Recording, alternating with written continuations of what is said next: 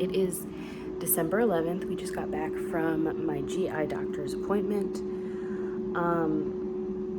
Luckily, because my husband was there, I was able to ask for more. He really was just like, okay, well, why don't we do a mini bowel prep to just reset your system? You know, I prescribed you that medication a few months ago for cramping and discomfort. Try that when you're having pain. And he's prescribing me a cream. And I said, you know, like, look, I have medical OCD. My dad died at 41. Is there anything else you can do? Because I don't feel right. Is there any other tests that you could do? So I can't remember if it was a CT or a CAT scan, but we are getting one of those scheduled, hopefully. And I mean, fingers crossed, hopefully that'll really show what's going on with my stomach and make sure there's nothing going on. But yeah, this morning has been crazy, busy. It's almost 10 in the morning now, and I'm just now cooking breakfast, and I'll be making my coffee in a few minutes here. Yeah, we'll see. Hello. So I decided that I'm going to do today's video discussing some health topics. There are things that have happened that I have not told you about, and I mean, again, this is just, I've forgotten how much has happened in my life. So again, in 2017, 2018, not only was my mental health, you know, in a not great spot, my actual health was I was having issues. That is when I first had my endoscopy and colonoscopy, because I was throwing up all the time. And while there were some positives to that, because it made losing weight really easy. I got down to my lowest weight ever. I was close to 200 pounds. But basically, you know, in doing testing and all of this, I had to do a swallow test. They saw something on my thyroid. And I had a partial thyroidectomy, a lobectomy. Half of my thyroid is removed. I have another nodule that they're monitoring. However, when I had that surgery in 2018 to remove my thyroid, which they did a great job, by the way, because the scar for it is like in my neck fold. It's like actually like here. You can't even see it. Anyway, but it is super sensitive still. That's why I wear a lot of V-necks. I had a doctor who did the surgery, but he was not really interested in the taking care of my thyroid after. I was never told how to take my medication. He did not properly test my thyroid to make sure my numbers were coming up. So my thyroid, I had half a thyroid, and I was on the minimum dose for a very long time. It took a year and a half. I finally started working with an endocrinologist. It took a year and a half to get my thyroid back to normal levels. And in that time,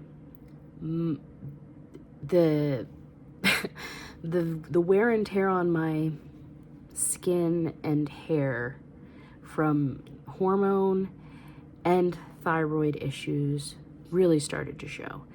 So I wouldn't say that like, oh, I used to be so beautiful and like, oh, I'm so ugly now. That's not it. But my complexion and the texture of my skin has completely changed, and it's not just my face, it is all over. This is gonna sound weird, but you know, I was showering today. before my appointment, and I use one of those mitts that, you know, takes your dry skin off.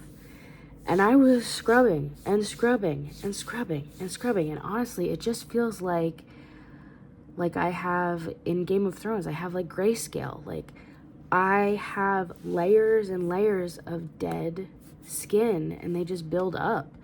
It's not like I don't shower. It just, it's constantly a thing.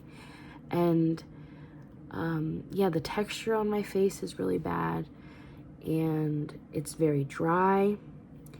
My hair has completely changed. I mean, that's why there's so much of this, because so much of my hair has broken and fallen out. I used to have really thick hair, and by most people's standards, my hair is still thick, but the quality of the hair is, it's weird. I don't know how to explain it. It feels like the keratin is not there. Like, my hair feels kind of like straw sometimes, and you know, it'll even split and it just goes all the way up. The strength of my hair is not not good,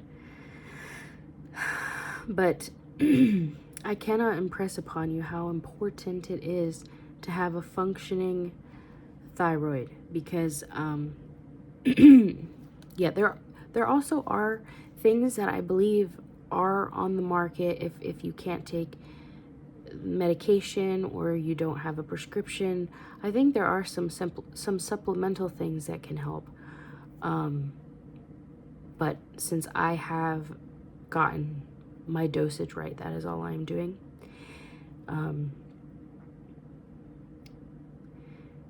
Yes, I think that is like, I mean, I've had other things since then, but that is really the main surgery that impacted me quite a bit.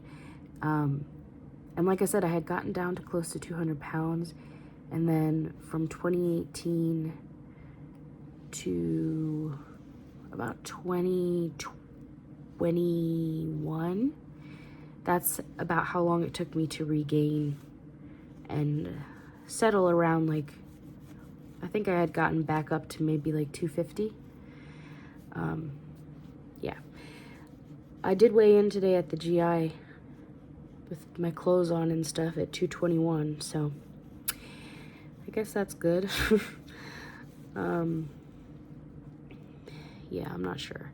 If I think of anything else, I will make a video, but like I say, I'm just not feeling super great today, and I don't have terribly much to get done today either, so I'm just gonna take it easy, and yes, that is that. Okay. I just finished making lunch. It was some soup. I made like a corn chowder. It's got corn, potato, celery, onion. I think that's it. And then broth, milk,